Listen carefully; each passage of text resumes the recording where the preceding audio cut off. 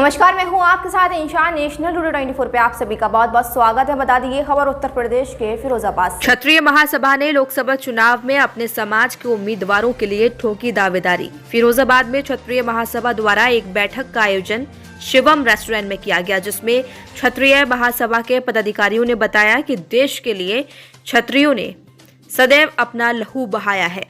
पूरे देश में क्षत्रिय 18% हैं, फिर भी हमको राजनीति में बराबर की भागीदारी नहीं दी जाती। क्षत्रिय महासभा का कहना था कि लोकसभा चुनाव में क्षत्रिय उम्मीदवारों की संख्या बढ़ाई जाए। क्षत्रियों ने हमेशा सभी वर्गों की रक्षा करने का कार्य किया है। वहीं कहा कि हमारे युवाओं ने देश के लिए अपनी जान न्यौछावर कर दी, जिसके चलते हमारी संख्या थोड़ी सी कम हो गई। अब हमारे समाज को भी राजनीति में बराबर की भागीदारी दी जाए, जिससे हम सभी वर्गों की सहायता और रक्षा कर सकें। राष्ट्रीय नेतृत्व और प्रदेश के उससे जिला संयोजक की जिम्मेदारी दी गई है।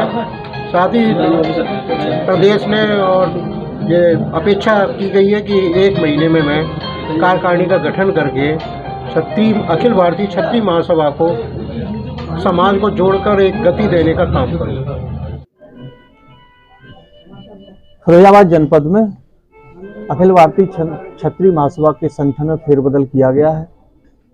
दीपक सिंह सोलंकी को जिला संयोजक बनाया गया है। इसकी जानकारी देने के लिए मैंने आज आप लोगों को बुलाया है और आपके माध्यम से हम और हमारा संगठन यह मांग करता है कि देश में 130 लोकसभा क्षेत्र क्षत्रिय बाहुल्य हैं। उन पर क्योंकि भारतीय जनता पार्टी के साथ पूरे देश का क्षत्रिय खड़ा है, इसलिए भारतीय जनता पार्टी उन 130 क्षत्रिय बाहुल्य लोकसभा सीटों पर क्षत्रिय समाज के प्रत्याशी को उतारे।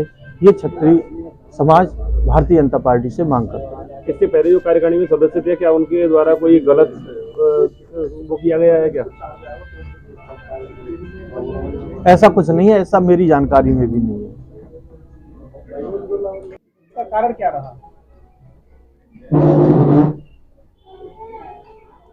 कारण बसंत पंचमी भी एक कारण था कि लोग मां सरस्वती की पूजा पाठ में व्यस्त हो जाते हैं, जगह जगह कार्यक्रम होते हैं, इसलिए लोग समय से नहीं पहुंच पाए, इसलिए कार्यक्रम में संख्याबल थोड़ा कम रह गया और कोई कारण मुझे नजर नहीं आता।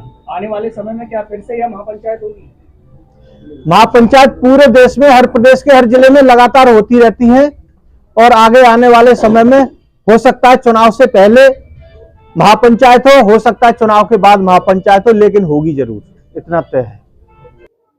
पर थे तो कुछ लोगों ने उनको जो है गलत फीडबैक दे दी, इसलिए गलतफहमी के कारण उनका जो है निष्कासन। समाज में एकजुटता, भाईचारा बनाने और बढ़ाने का है, समाज की एकता को मजबूती करने का है, ये उद्देश्य हमारे संगठन का है। हम अपने समाज के लोगों को निष्कासित करते रहेंगे, उनको अलग करते रहेंगे, तो कैसे हमारा समाज एक होगा और कैसे समाज में एकजुटता होगी और कैसे एकता हमारी मजबूत होगी। ऐसा क्या कारण बराबर कह रहे हो कुछ लोग, तो आखिर ये कुछ लोग आपके ही समाज के हैं या बाहर के हैं?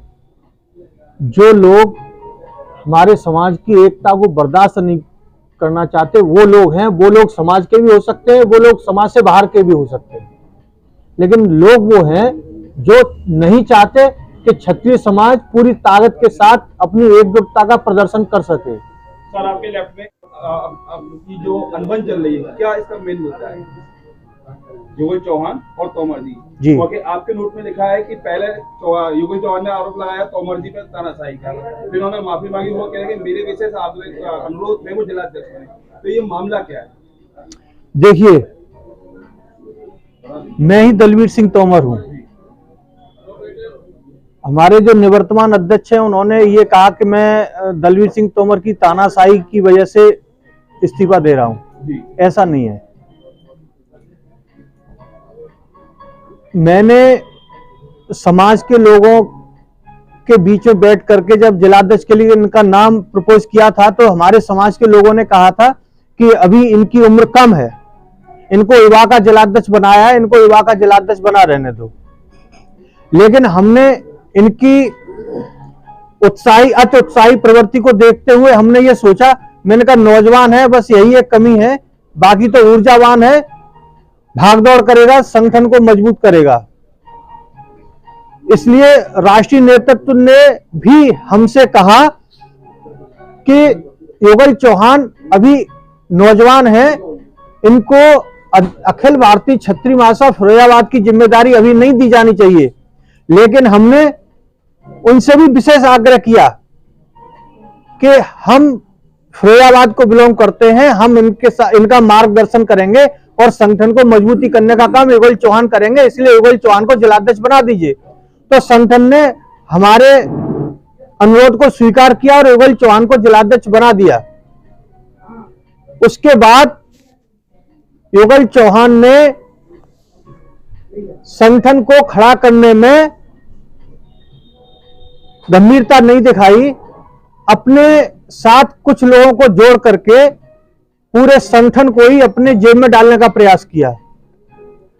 हमने उनको समझाया, मैं जानना चाहता हूं कि यदि एक पिता अपने पुत्र से उसके उज्जवल भविष्य को लेकर के अगर उसको डांटता है, उसको सही रास्ते पे चलने का अगर कहता है, तो क्या ये तानाशाही मानी जाती है? युगल चौहान मुझसे ताऊजी बोलता था, मैं उसे अपने बेटे की तरह प्यार करता था, तो मैंने तो एक बेटे की तरह उसको मान करके और युगल चौहान को यह समझाने का प्रयास किया कि समाज में सभी लोगों का सम्मान करना चाहिए, यह हमारे संस्कार हैं। बुजुर्गों का सम्मान करना हमारा प्रथम नैतिक दायित्व है और हम समाज के अध्यक्ष हैं, तो कई कड़वी बातों को भी घूंट पीना पड़ता है और समाज में हमें सभी लोगों के साथ सामंजस्य बना के चलना पड़ता है। लेकिन युगल चौहान ने हमारे बुजुर्गों का अपमान किया, इसलिए हमने युगल चौहान से कहा कि एक अध्यक्ष होने के नाते आपको समाज में सामंजस्य बिठाने के जगह वैमनस्यता फैलाने का काम अगर करेंगे तो संगठन जो है फिरोजाबाद में नहीं चल पाएगा। ये बात मैंने कही थी उनसे, इस बात को उन्होंने तानाशाही बता दिया। अगर सही मार्गदर्शन देना तानाशाही है तो उनकी नजर में तो फिर तानाशाही की डेफिनेशन बदलनी पड़ेगी। देश में क्षत्रिय सुरक्षित है। क्षत्रिय तो वो कौम है जो दबे कुचले लोगों को सुरक्षा प्रदान करती है। क्षत्रिय का शब्दार्थ आप देखेंगे, क्षत्रिय का भाव देखेंगे तो क्षत्रिय कोई जाति नहीं होती, क्षत्रिय धर्म होता है, जो लोगों की रक्षा करने का जो धर्म निभाता है उसे क्षत्रिय बोलते हैं। अब हमने जो 95% वाली बात लिखी है वो उसका आशय कहने का हमारा यह है कि इस देश में 130 लोकसभा क्षेत्र ऐसे हैं जिनमें क्षत्रिय बाहुल्य है, जिनमें सबसे ज्यादा मतदाताओं की संख्या क्षत्रिय समाज की है।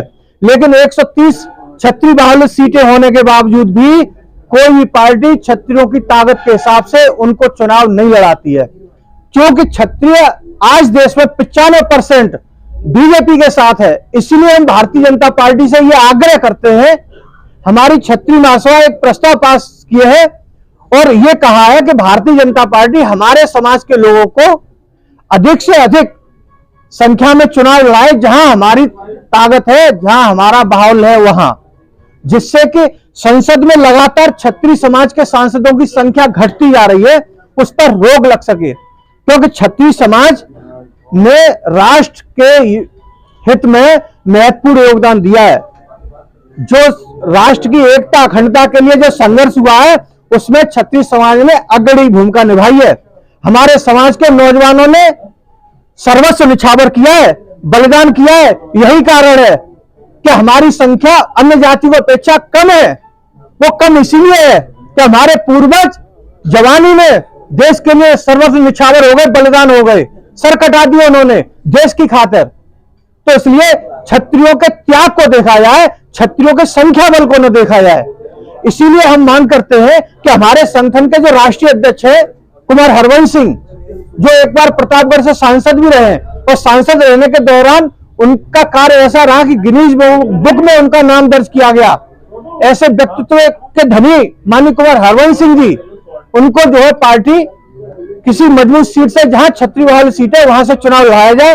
एक हमारे राष्ट्रीय उपाध्यक्ष पूर्व सांसद है कुमार जितेंद्र सिंह, उनको भी किसी छतरी वाली सीट से चुनाव लड़ाया जाए, क्योंकि ये लोग वो लोग हैं।